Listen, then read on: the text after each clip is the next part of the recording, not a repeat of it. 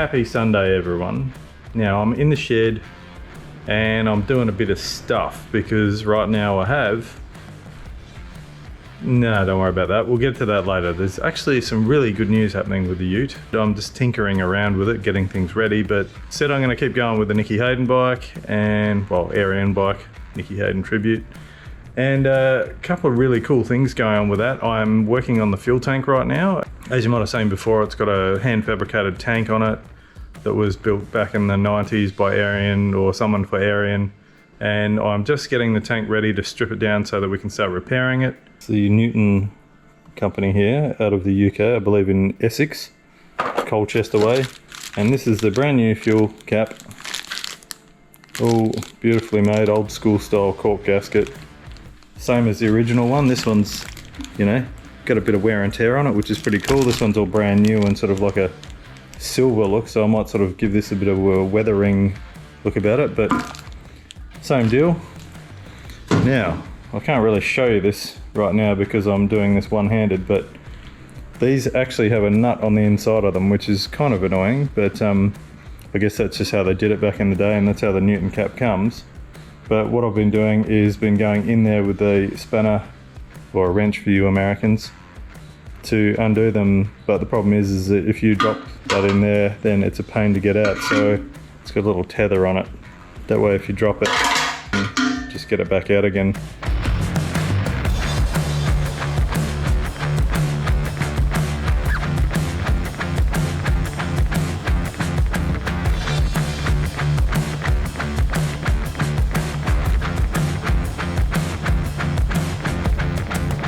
So these are the FCR 39s, which Shannon has completely rebuilt. You can see everything looks all brand new again. They're all Cerakoted in black, which is super cool. And yeah, compared to the other FCRs, they are very good. So I think I just need to replace the accelerator pump because we just couldn't get that at the time when he was working on them. And then unfortunately I'll be taking these off because the airbox goes onto the other adapters I've got. But that's one part of the equation. The other part here, thanks to Spalders. So Neil Spalding, a man with a huge reputation in motorcycle racing industry, MotoGP, all that sort of stuff, Sigma Racing clutches, or Sigma Performance. I have one of these in my other bike. It works like a charm. It's been there forever and just wouldn't ride without it. And in here, underneath this, is the Nova Racing gearbox. Very sexy bit of gear, no pun intended. And then up in the mezzanine I have other bits and pieces. Cylinder head, which will get completely rebuilt and get some big cams put in it and so forth. And yeah, all the fun bits. But what I'm working on right now is I have, as you would have seen in the other video, rebuilt an Erion muffler. This one's sort of semi-done. It's all sort of fitted, so the ends are fitted, the perforated tubes in it, and I'm just got to flare it out slightly in the end, but that's all done. I just need to put the holes in it and then work out where the Erion tag goes and then build a replica of the original Erion bracket there. So that's not the proper muffler clamp either, that's a piece of crap. So I was just seeing if that was actually, anyhow, this is the proper one. So, and this is in pretty good condition. But still got to finish off the subframe. I did get that rear hugger there, but I'm not really happy with the way it fits. It kind of flexes awkwardly when you try and fit it properly, so unless I put all sort of spacers and stuff there, I might end up getting a fiberglass one. It's got the Öhlins rear shock and forks. They'll all get set up once the bike's all done. Got the Dimag wheels in it. But getting over to here, once I get the carbies sitting in the bike, I'll have the airbox all ready to go in. I've had to move the coils to here, which is where Erion ran them anyway, because the air intake goes under there where the coils normally sit. So I've basically sort of first sat them where they needed to go, and then since then they've actually got nutserts in there which are pretty much exactly the same as the nutserts from factory, so they fit in there perfectly. All of the leads go in and they actually squeeze right in between the sides of the airbox, which, as you can see, that goes in like that. But I can't set that in there properly until the carbies are on there, which means that I can't actually get the underside of the tank sorted. So this is the Erion hand fabricated aluminium tank that I got my hands on a few years ago. It's in pretty good condition. Wasn't cheap, but I mean, you can't really get these, so yeah, I'm sort of just nervously wanting to fix it up and get it sorted. Somebody sort of bastardized the front of it here and just put like a horrible washer setup on it. It's got a crack around here, so I don't know if that's just the paint or around the weld. There is a dent here, which somebody said that once Nicky Hayden, when he was riding one of these bikes, he lost it after losing a race and punched his tank. So could be this tank, but you know, like, I'd rather fix it and, you know, remember Nicky from not punching tanks. The underside of the tank, which I'm assuming, because these may have been on the earlier model bikes, like that there is horrible. Somebody had a crack at fixing that, but so that'll get ripped off and redone. Because of the subframe location, somebody sort of had to beat this in here, and there's been some changes made here. So I'm actually gonna get in there and properly modify the underside of the tank so it fits on the bike really well. I have spoken to a mate, Robbie from RMF, who's a pretty awesome gun welder, but I'll get started on all and sort of get things all sitting where they need to be and maybe even tack it in place. I want to fix up this back section here because it's a bit rough. So the two things I'm going to probably do today, thanks to the guys at Motorsport Connections, when I got the tank, it just had the outer ring of the filler on it, didn't have the actual cap. So I managed to, thanks from Motorsport Connections, just sending Shane a photo there, got a brand new Newton cap here. So, and it's the exact same size and spec and everything like that. And so that'll go in there, and may even sort of weather it to suit later, not sure yet. But what I'm going to do is, because these ran a nylock nut underneath, which was an absolute pain in the butt to get out, I'm going to not use nylock nuts. I'm just going to clean up the rough edge of the paint here now, and then I'm going to put this on with a cork gasket, just seal it down just enough so that it seals the tank. Going to seal off this bottom pipe here just with a bit of hose and a bolt in it, and then this tube here, what I'm hoping to do is to get the heat gun and really carefully heat up this part of the tank, and then put compressed air in it, and maybe at least try and get that dent out without having to sort of force it out. So wish me luck.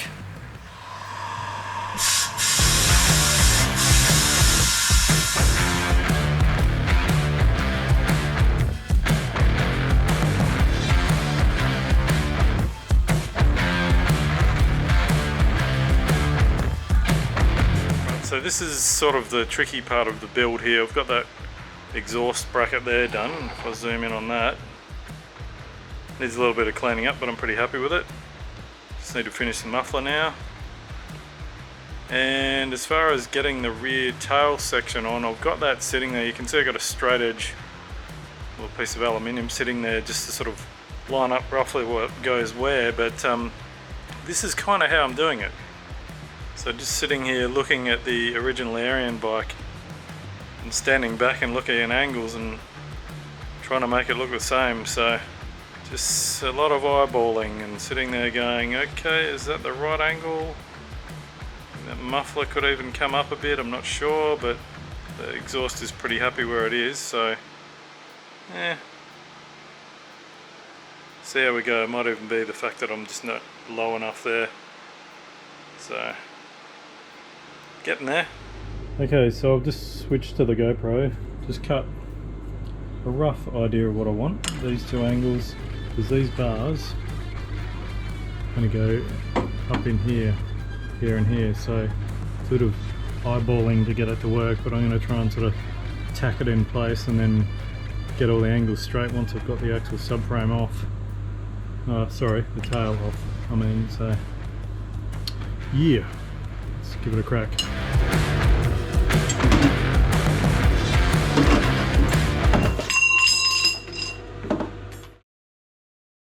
Another one of those videos where you're going to see me right now with like hair like this, and then 5 minutes later I won't have any hair because I need a haircut. But so I'm here at my mate Robbie's workshop, RMF, because I weld like garbage at the moment because I just really need some help setting up my welder.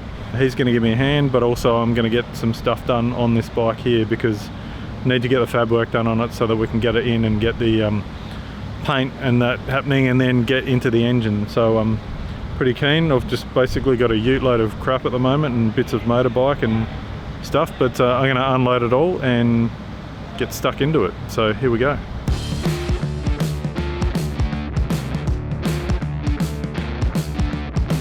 My horrible welding, which I need to fix, which will get sorted. Need to cut that off and start again.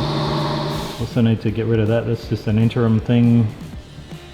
Machine up a little spacer that'll go through there and go through the frame like a crush tube but aluminium, so that that will sit there and screw in, probably bolt from the inside. That way it's more secure because it'll have a nylock on the inside. But just lots of little things to get done. Even these steering stops here, these need to be lower because the actual steering stop on the frame is lower. They're just an interim thing I just made up for then. So yeah, little bits and pieces, and then work out what to do with this front. So here, this is just a cheeky knockoff one. I may use this and modify it, but may also change it. And if you hear that, that's Robbie out there working. He's doing some tubs in a Falcon ute. We'll go get a shot. The master at work here.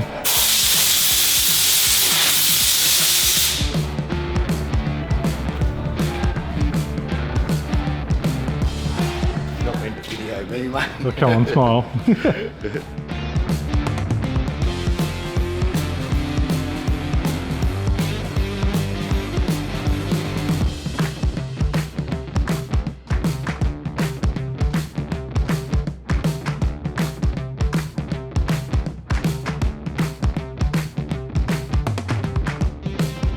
So I'm just going to quickly explain what I'm doing here. This is the seat pan.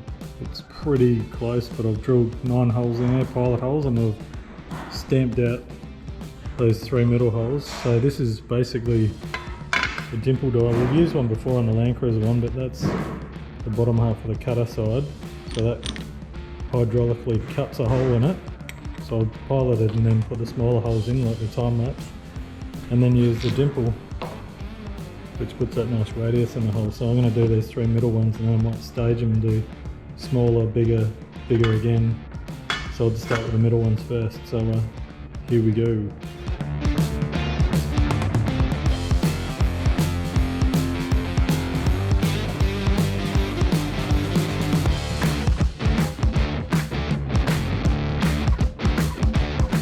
There you go. So that's pretty good. I mean, it's always going to be hidden away anyway. It's going to have a piece of foam on it, so it didn't have to be absolutely perfect. But lose a bit of weight, add some strength, because the dimple dial will add strength. I'll just get in there and give them a quick clean up with a deburring tool, but they're pretty good. So that's that, and there's the leftovers.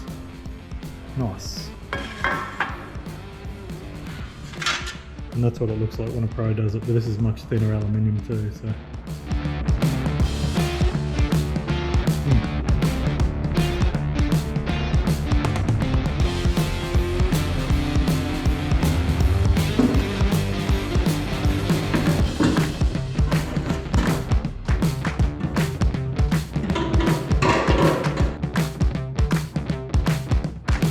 So that's the underside and the back of the subframe. I did cut these back because I made a mess of them before and went to, so now I've got this smaller tube which actually fits in there. Only has to be lightweight because I just want to make a small frame for the back of this to stop this from bouncing. So it's only just going to be basically 2 bars that go up in there. Maybe a support in the middle, depends if it needs it, but nothing major. But then, yeah, just got to get these in here and line them up. And that's Rob in the background putting a set of tubs in a car. And he can make all the noise he wants because it's his workshop, not mine. So, just got to work out where this goes now, and then we'll get chopping.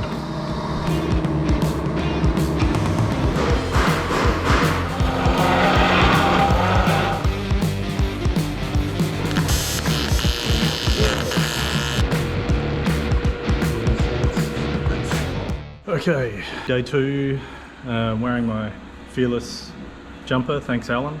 And I've just got in here, I didn't film it because I've been fighting with my welding skills for a minute here, but I've just managed to get these tacks in here.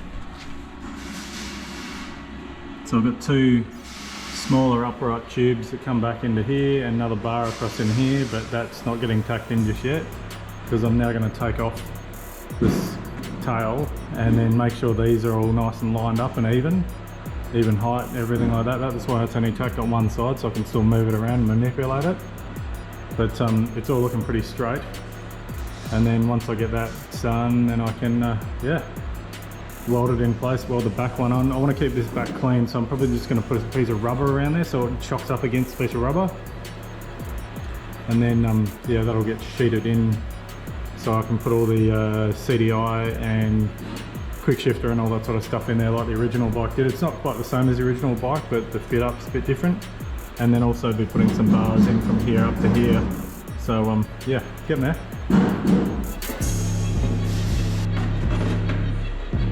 I can do this without even eyeballing it either. I can just put like a protractor in there, make sure the angles are the same. And then I've got this little piece here, which should pretty much go the full width once I get it right. So yeah, nice.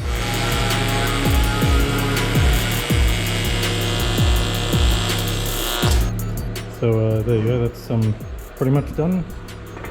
Welds aren't amazing, but they'll hold, they're pretty strong. And I've just used this very precise piece of measuring device here with a little black mark on it. And gone into there, to here,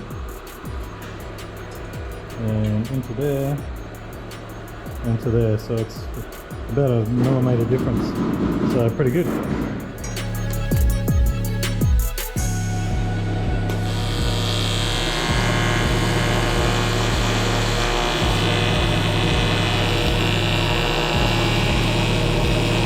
Alright, so we're here now. We'll put these supports in.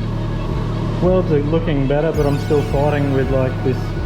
I've cleaned that edge, but there's still a bit of anodizing in there, so it's a bit hard, and I just need lots of practice TIG welding, but still looking pretty strong.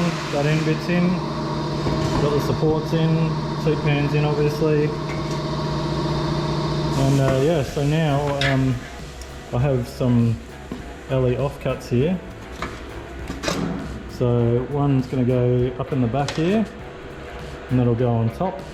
And then because Rob's got a roller over here, I actually curve one and put it in here so that it's got all the clearance for the tyre.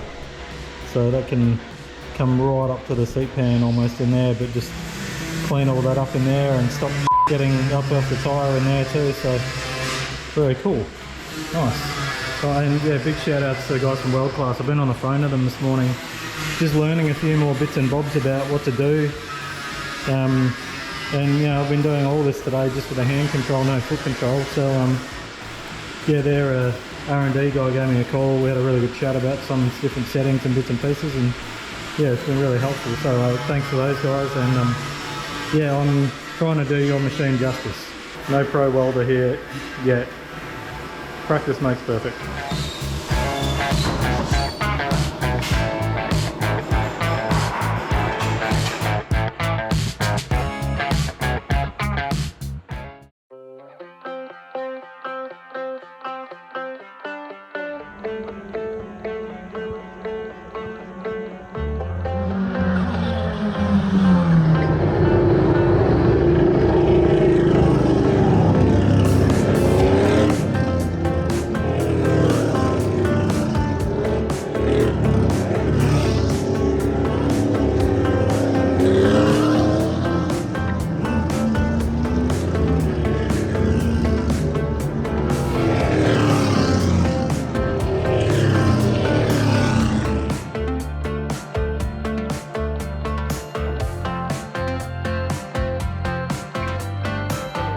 Quick step forward here. I'm back in Rob's here.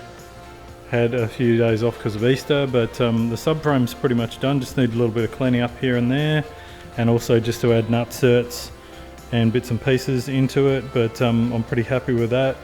I've added what I'd call like a little sort of undertail bit there, but basically now it allows me to run wiring up through here, so I can run wiring up to in the back for all of the CDI and stuff like that. That's a seat pan that'll get some foam on it so that sits underneath the actual fairing.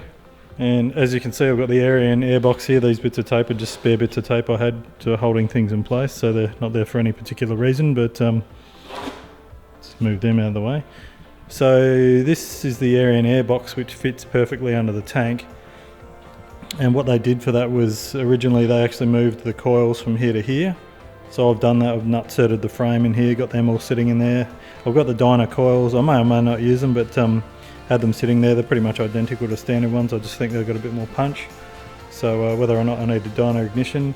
Actually getting back to the subframe as well, bit of messing around with the orientation of the Öhlins cartridge here. There you go, that's my prettiest weld to date, if you can see that. So I've made just like a little scoop there that sits into, and then that'll just have a big zip tie around it. It's a little bit loose, but intentionally, because of the fact that I'll put like a piece of foam on the inside of it for it to sit in and sit there, clears the frame just nicely. But yeah, pretty happy with all that. So yeah, just moving on. So now the tail's pretty much ready to go on, but I'm working on the front end part. Not like the real Erion bike. I'm not running like a big crazy radiator that Mike and the guys built. I'm just using a factory one. It's just much easier and probably a lot cheaper and less time consuming.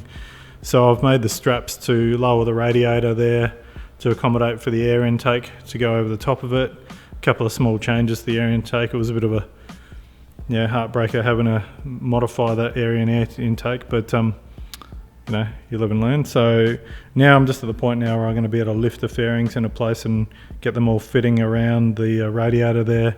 Good thing is that's the sensor for the fan there, so that's what switches it on and off. But just generally on the race bike, I'll have a fan switch. So I may move that to the back, because then you've got that as a backup. If you forget to turn the fan on, it'll turn itself on. But I never really tended to run one on my race bike anyway. I just had a big sticker on the thing that said fan to remind me. But yeah, getting there. And then also I've got this, thanks to I think it was Dylan over in the States that I got this from. That needs to be cut down as well, because I only had like a little sort of section part of it. It was sort of just chopped about there. So I'll be using that, and then that'll just get painted black. So I don't think they had any carbon on the bikes back then. The main thing with this tank though is that the underside of it was a bit of a mess, and just probably from years of being fitted onto different bikes. So I have actually cut the whole thing out, and using part of the original one, it's going to weld it all back in, but it goes to show how nice this tank was made. This is all English wheeled, and then they've welded these side sections in, so it needs a little bit of repairs here and there. The front and back tabs are a bit of a mess, but they'll get fixed up. Yeah, big shout outs to Weld Class and also to Robbie, because I have been getting more and more in love with this machine here. It is a beast, and I'm very happy with it. And yeah, without Rob's help as well. It's just those little things about machine setup, but also Weld Class, when I rang and spoke to them and said, you know, what do I do here? They gave me some advice, and it was really good. So, yeah.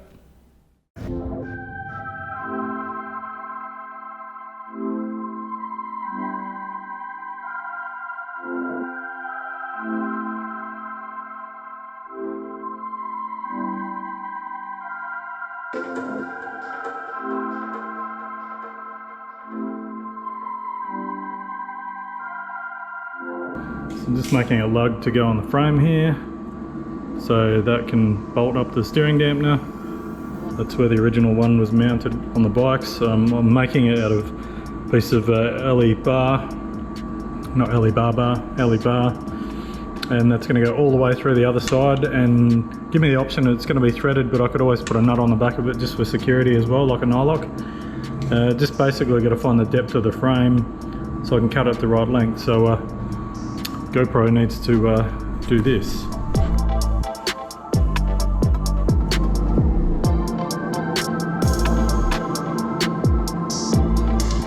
Alright, so far that's just an M6 hole I did there before, just to dummy it all up. I've still got to linish the frame really carefully with strip disc, because it's got like the factory anodizing on it, which is Looks nice, but it's impossible to weld to. I'm going to start off with a smaller drill and then go up to a 13mm drill. This is round about 13.1mm. So in theory, these drills never drill exactly the size, especially when you're hand drilling them. So going to just drill out first just to make sure it gets straight with the smaller one, and then just drill the bigger hole, and then that should slide in. And then I've got that there, which will give it a little bit of a taper so that that sits in on that taper there. So yeah, let's have a crack. If you're wondering, this camera is mounted on the front of the folder. I'll take a photo of it right now, and it's on a 3-footed monster. So adjust that up, check the picture next to it, and then you're ready to go. Patience. I'm also being very careful not to lean on it too hard because it's on a race stand, so I'll knock it over.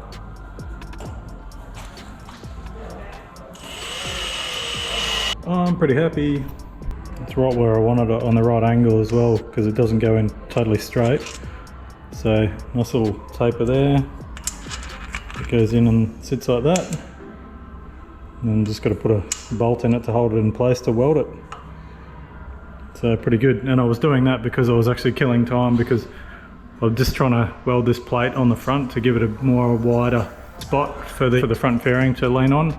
But I was getting quite hot with those two tacks on there.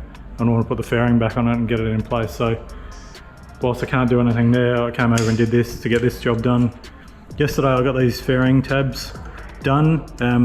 They're pretty basic, they're just strap aluminium. For me, doing fairing brackets, I tend to want to keep them quite weak in a way. Like, that's reasonably strong, but the thing is like the fairings are pretty weak as well. So if you do come off, and fingers crossed, touch wood, that I don't, or anyone else on this bike, that the first thing that's going to bend or break would be the fairing brackets, which are easy to replace. There's Rob in his red centre nats.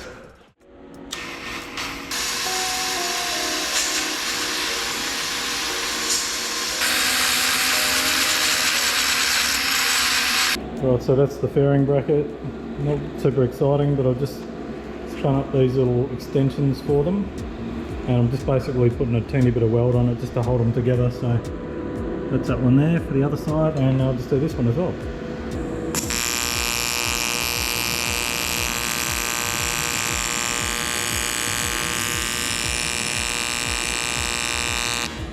It's so not ideal doing it on a wooden bench because it smells like burnt wood all the time. So I'm making some really good progress now, and I'm kind of getting excited because the bike's getting, this is me excited by the way, getting excited because the bike's starting to look more like a bike. I've got fairing brackets done, the tail's done. I'm just working on the front end now. I've mounted the front of the fairing off the front fairing stay, and I'm just doing the side bits now. The one thing I'm not doing like the real one is the front fairing stay from where the front of the tank goes to the top of the fairing, where like the mirrors would go on a road bike. Just the original one on that bike looked pretty flimsy, so I'm like, I had one that was designed for a factory application, but I'm sort of modifying it now to make it fit. And yeah, I'll flip the camera around and show you what I'm up to at the moment, so you're not looking at my fat head. All right, so it's starting to look like a bike. I don't have the tank sitting on there at the moment because I'm just not doing that part. But yeah, like I mentioned, the subframe's pretty much done.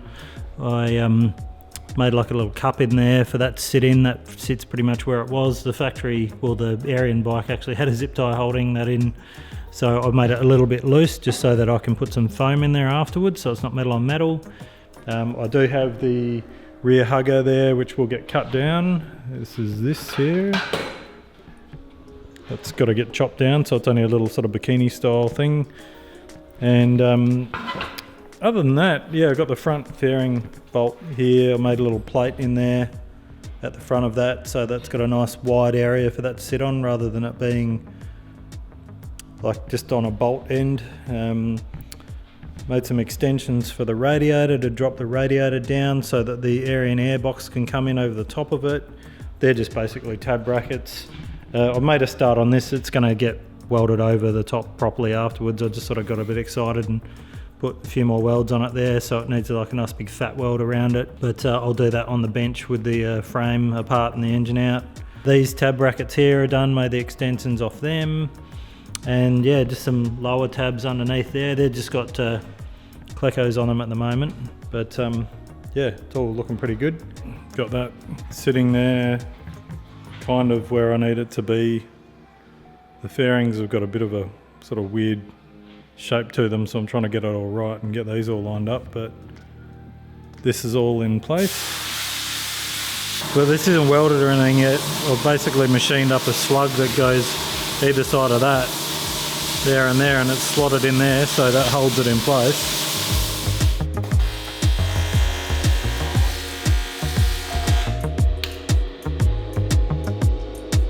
So the bike's kind of starting to look like a bike now. It's pretty good. I'm pretty happy about this. I've got this front fairing stay pretty much how I want it. The fairings sort of like need a bit of tweaking here or there, just maybe some edges, but this isn't exactly the same as the original one, which I wanted to do originally, but I just don't think I could probably make it as strong as Mike and the guys did back then. So I've used this one and modified it. It was one that was originally designed to go on a normal fire blade, so I've cut it and rotated it, modified it.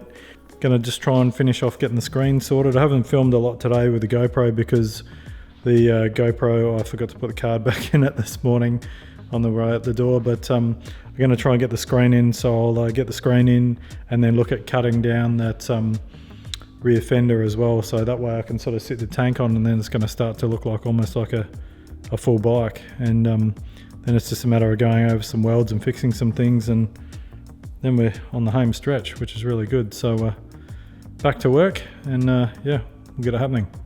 I should probably mention too as well with the welding and stuff like that, I mean, I've been ripping into this, doing as much as I can, and proudly probably the prettiest weld I've done to date is this one right here. It's still not like weld porn by any stretch compared to some of the other stuff that was done before by the guys in America there. But I'm sort of relearning TIG welding. I never really learnt it properly in the first place, just did a TAFE course, and then they sort of send you off on your merry way to do it. So I just didn't do enough of it or pursue it, which I wish I had of, because I would have been much better at it. And even now I just sort of went and had a mess around and having a play with a bit of pipe here, and obviously some of it's okay, some of it's complete garbage. Just messing around with different amperages and with different power settings, and then different wire thicknesses, and then looking at the inside of the pipe and going, oh, how's that working, and that sort of thing. So I grabbed another piece which is red hot, and I just went to pick it up, and so getting better, still sort of like a lot to go, because the other thing is too is that sort of half trying not to blow holes in places and trying to catch up with myself, so I've got to work on speed and consistency and everything like that, but then also working out how to do it so that I don't melt too much on the inside of the pipe as well. So the good thing is having Robbie here to help me. I just sort of ask him for tips, even down to stuff like getting the post settings for the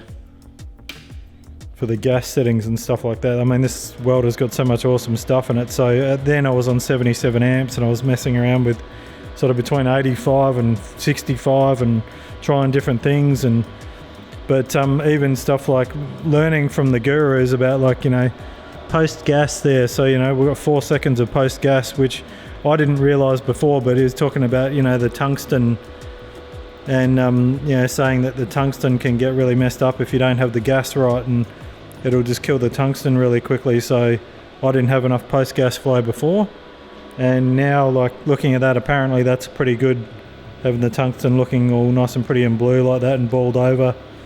So yeah, pretty happy. And like I've said a million times, I mean, I can't thank World Class enough. This TIG is really good, and for what I'm doing, it's great. And now with this, I've literally done all the welds so far on this myself, and I've still got other bits and pieces to do, which like I've mentioned just before, I'm going to get in and re-weld this one on the bench, get in there and put like a nice big fat bead around it, and then also other things like back in the day, and this is a tip for Fireblade purchasers, but it's a bit dark in there, but the factory steering stops on the frame, which you probably can't see. I don't know if I can focus on that. In these, they actually, if you're looking to buy a Fireblade, in there on the steering stops, which I'll see if I can get to focus. If I can get in there and show you. You know what, I'm going to pause it and go and get a light. Alright, so when I said light, I was like, I'll just grab my iPhone. So if you look in here, these steering stops there, I'll see if I can lean the phone there so I can point at stuff. So the back of that steering stop has a little dent in it, which I'm just being pedantic, it doesn't really matter too much, but for anyone that's looking to buy a Fireblade, or any other bike really, that's one of the first things I ever look at looking at a second-hand bike, because if they've got massive dents in them, that means that somewhere along the line the bike's probably had a really bad crash, or it's been crashed, because it means the steering stops on the bottom triple clamp have hit them. So if I can try and get in there on a better angle and focus on that.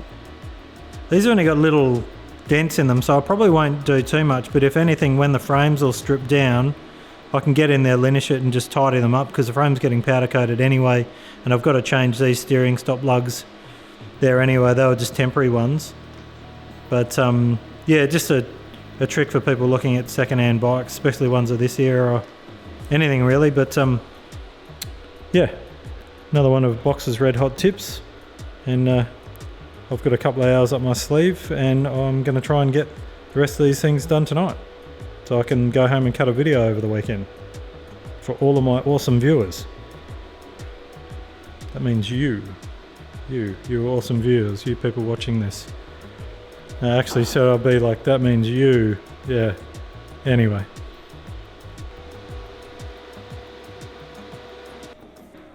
Well, this is my way of checking to make sure I got the spacing of the windscreen bolts right, and I'm just using a piece of string. I've followed the curve of that with the piece of string, measured the length of that, divided by 3, and put little marks on the string. So that's 455, so it's roughly 150 between each. So 150, 1.5, whatever it is, and then yeah, I've got little marks, and then obviously I measure the height down from there to there on each one. So then it should be symmetrical. Here's the next step. Here's my folder of as many photos as I could get of the bike and things that I needed to copy. There's a nice reflection of Steve from Iconic there after they took those photos for me, but yeah, just copying things like where that was mounted, and also just looking at other bits and pieces on the original bikes. So obviously got the same airbox there, so that's pretty cool, got that. But yeah, just checking things out and making sure I'm doing it as close as I can. The one thing I'm doing right now is I'm looking for the photo of, so I've got this mudguard here, which is just sort of like a carbon look one. It's fiberglass, which is good, it's not plastic. But just on the original one, it only had kind of that sort of thing there. So it's kind of similar in a way. There's probably a little bit more to this one, which I'm going to leave a bit more of the chain guard style of things, because this one actually, the shape's a bit different. So if I can get them both in the same shot. So I'm pretty much just going to get this one and probably go sort of up and then around with it, and see what it looks like. Because the other thing is, I found with this one is, even though it's in pretty good nick, when you do seat it down properly, it actually pulls itself completely out of whack. So you'd have to put spacers and crap on it. So I think by actually just cutting a fair bit out of it, it's going to change the shape of it a bit and make it work. So just put a piece of tape on it and see what it looks like with a line around it, and then chop it. So what I've done is I've got it all sitting in here. This one's actually sort of on the piss, as you'd say in Australia, which means it's crooked pretty badly at the back, but it doesn't matter because I'm not going to use any of that part. So what I've done is I've taped a piece of string line across there to work out roughly where I want to cut it at, and it may even come further back, but as you know you always do, you don't cut too much first. Might even come back on this angle, but I've got a string line across there. I've done a texture line across it, so it should be reasonably straight.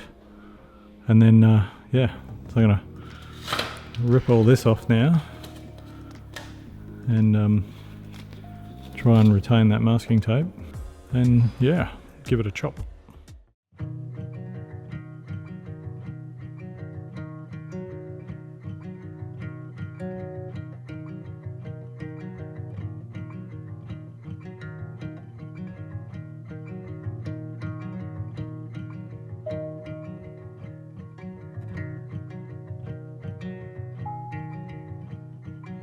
Alright, so there you go. I'm going to call it at quits for today because I'm pretty happy with the progress so far. The screen support's in, screen's in, that's all just, everything's all just sort of clickered in place, so now I can sort of, everything's tightly fit, so now I can put all the proper Zeus fasteners and stuff in, windscreen bolts. The tank, I've made a start on that. The front section here was really untidy, so I'm going to work out what to do with that now. That'll probably sit up over the top of this anyway because they'll have rubbers in them. This bit here had, for some reason, had a dash fitting on it, and the original ones that I've seen didn't. So that was like this dash fitting that was there. So that was there. So I just basically ran a hole saw into it. Plus there was a dent in the tank about here anyway. So now that there's no inner skin on the tank, this can actually, I've stripped that there, but we'll probably end up just whizzing the whole tank here just to fix the dents. There's a couple other sort of areas that need tidying up and the back mount, but that's all pretty good so far. I've got that pretty much sitting the way I want it to. That'll get painted black anyway, but I'm thinking that once I get it all fitted up, it did actually still need to be a bit tweaked shape-wise and sit up on this side. So I've actually got a ceramic cup off the front of a TIG welder just in there, just for height reference, but to get that right. So what I'll probably do with that is pretty much like the carbon frame covers on my other bike, is I'll just Sikaflex them on, and you know, Sikaflex this on once it's all powder coated and everything like that. So yeah, muffler brackets done, mufflers sort of ready to send in now and get ceramic coated. I've got the holes ready to go for the rivets there. I've got the holes for the muffler tag, and basically I've got the perforated tube not sitting in there at the moment, but it's all fitted up and everything. So basically when that piece of pipe gets done black, then that's ready to reassemble with the new rivets and the tag and the muffler wrap. And yeah, not a lot to do, just tidying up welds and fixing bits and then doing the final bits. Still got to work out what to do with the dash, because the original dash in these is really hard to get a hold of. I did have access to one, but the guy's sort of gone AWOL on me, which is a bit of a bummer, but yeah. And then just getting everything sorted, and while the frame's all off getting powder coated and the fairings are all getting painted, then that's when I'll start to think about what to do with the engine, because I do have a few of the parts for the engine so far. And the other thing is too is a wiring loom. I do have a Mint 98 Fireblade wiring loom. I've done a few wiring looms for these now, so I'll pretty much just get the loom, strip it out, and then just keep the real necessity parts in it. I may even, just depending on costs and stuff like that for the meantime, I might even just put a 98 Fireblade dash in there, because they are quite sort of slim and it'll fit perfectly in there. But it would be nice to get the proper stack dash in there, but yeah, we'll see how we go. I mean, it is a replica bike, it's not the real one, so, but it's starting to look like a motorbike now. So yeah, and big thanks to that dude out there for letting me use his workshop. Robbie's a legend, and he's been super helpful with showing me what to do with the TIG welder. So still no expert yet, but getting there. Right, so there you go, that's me done for the night, and big thanks for watching. Probably sound a little bit flat in this video. I just had a lot going on the last couple of weeks, a few big things happened, but yeah, this is keeping me happy and keeping me motivated, which is really good. So yeah, thanks for watching, and nearly, might even hopefully when this video comes out, hit 60,000 subscribers, so I'm pretty pumped about that. As anyone who's starting a YouTube channel knows, it's a massive effort to try and get even 10,000 subs, so yeah, it's tough, but yeah, we'll get there. maybe 100,000 one day. That'd be awesome. So, yeah, keep pushing, and massive thanks to everyone that's been so supportive so far. So, yeah, you rock. Bendix Moto. Ride with confidence.